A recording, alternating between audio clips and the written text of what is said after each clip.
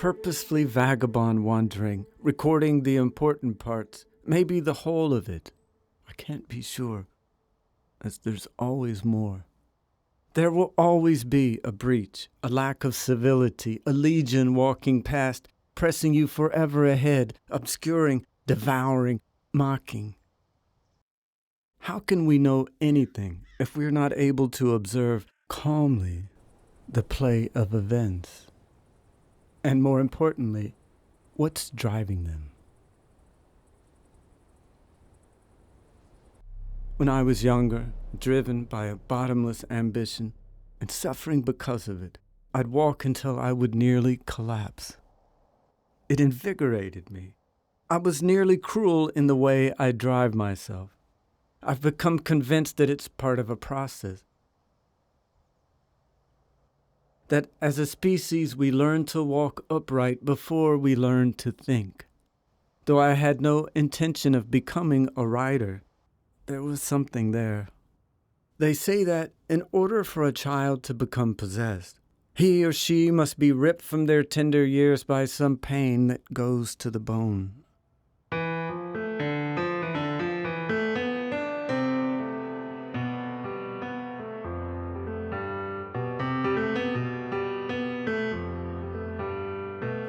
Likewise, the writer, the voice stifled, the experiences catalyzed into something white-hot that formulates itself and begins speaking on its own. It's a moment of profound joy and absurdity when this voice begins to assert itself.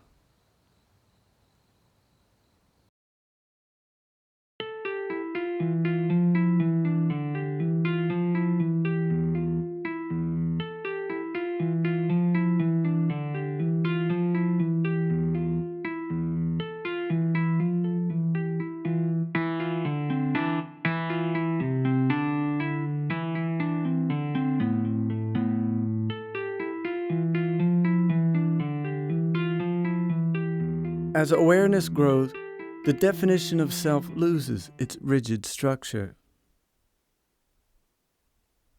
What is it about our world that it must be painted over in vivid colors, when truth alone, in its bare essence, is limitless and profound?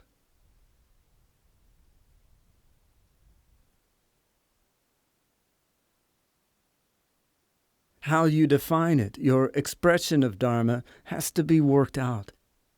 It's something personal.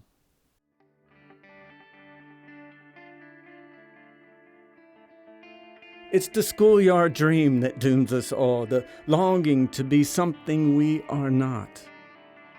To the extent, the degree.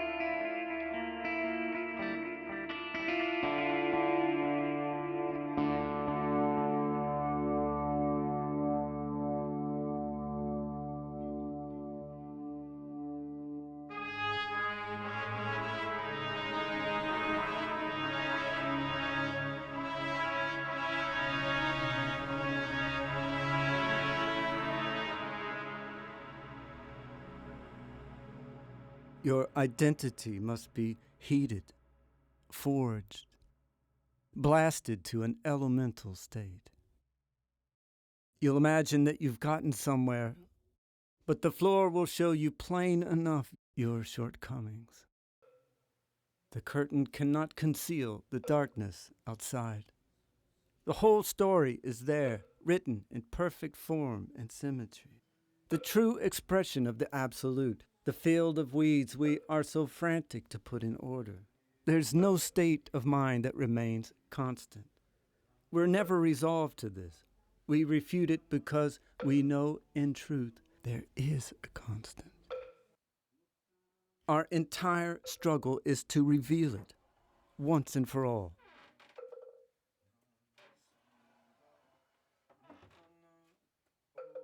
The spirit doesn't respond to languor. It doesn't need to be embellished or celebrated. It requires a flame, a near constant burning. And most of us spend our entire lives running from it. We won't allow the flames to touch us. We won't burn. Don't attempt to escape. Don't turn away. Don't hesitate. But everything aflame.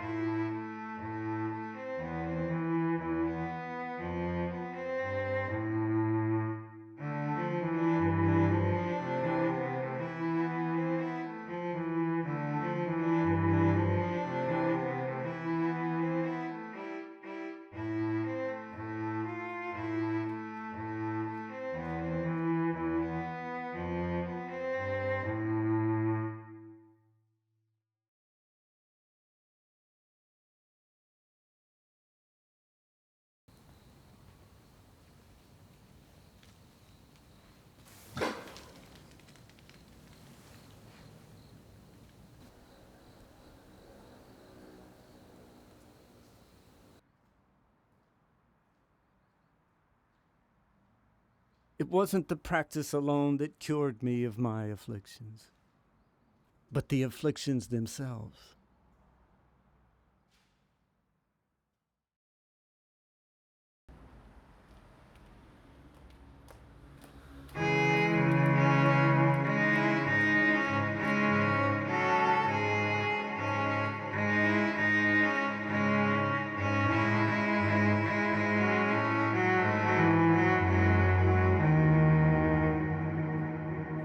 There is a great sense of urgency to lean into the onslaught with the full bearing so that one can remain unperturbed. Otherwise, there's no chance.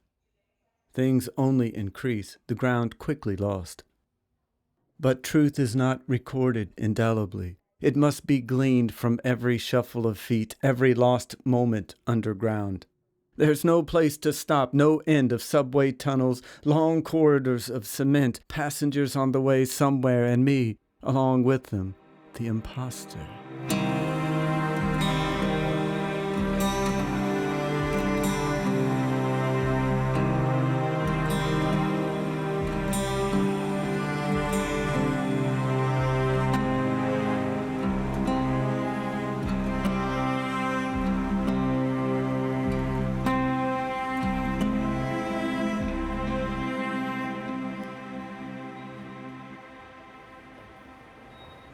We know we are weak. We know our hunger.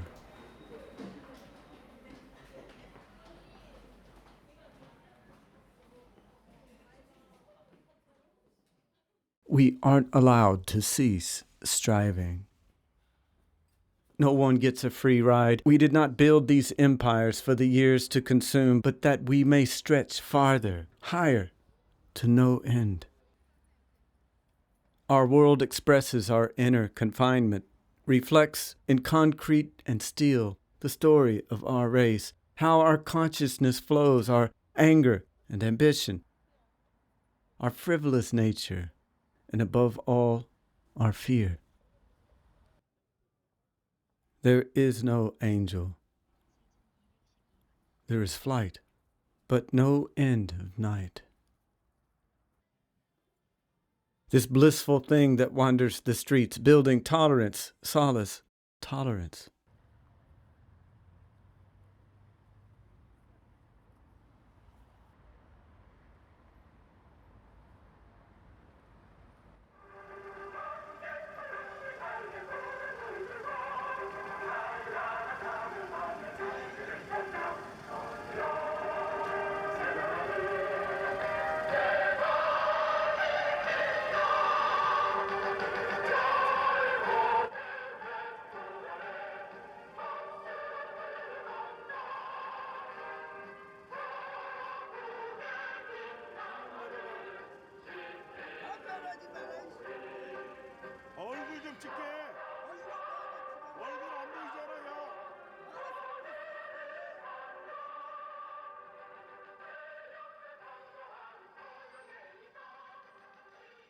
down to the depths. The raising blackness of the tunnel pulls at me as if I were falling out of the sky. How many thousands pass above us unaware? There are so many here. I wonder if anyone else on the train can feel the weight of it, the intensity. Yes, all of them. They all know.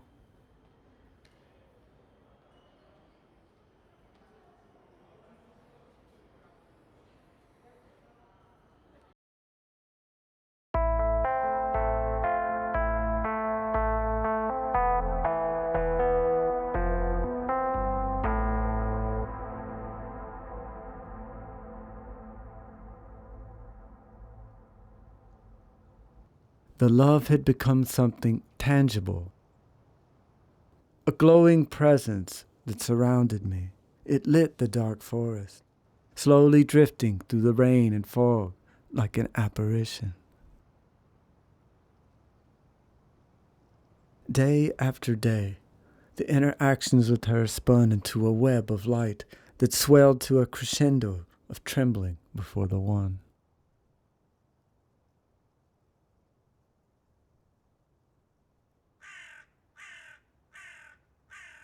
I was so enraptured both with her and the final.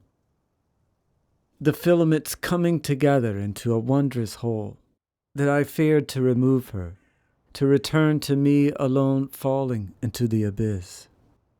If she had any idea what I faced, hour by hour. Both the rapture and the uncertainty. But what joy to live in those brief moments with her.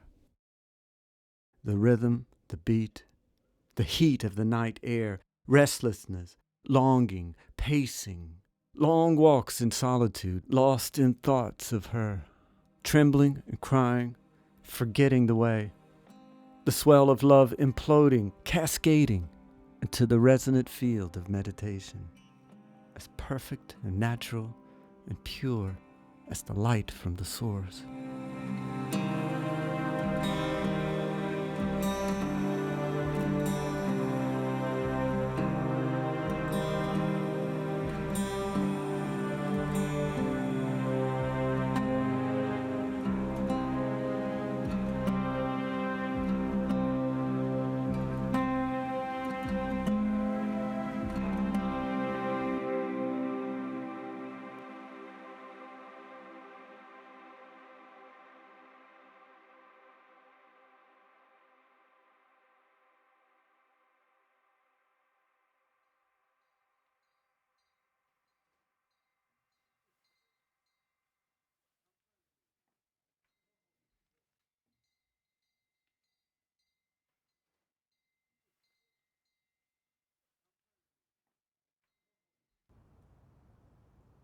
Everything seems to be interconnected, like a neural pattern.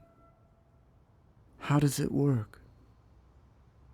So many connections and bonds, all I can see. Such a difficult architecture.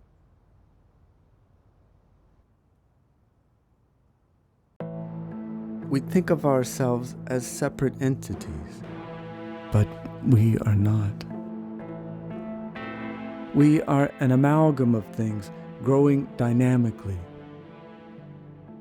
Bonding is more than joining to another entity. It's growing the network. The great love, great peace of the one mind is the true emotion. But to connect to the one mind, it requires a deep sacrifice, a whole life.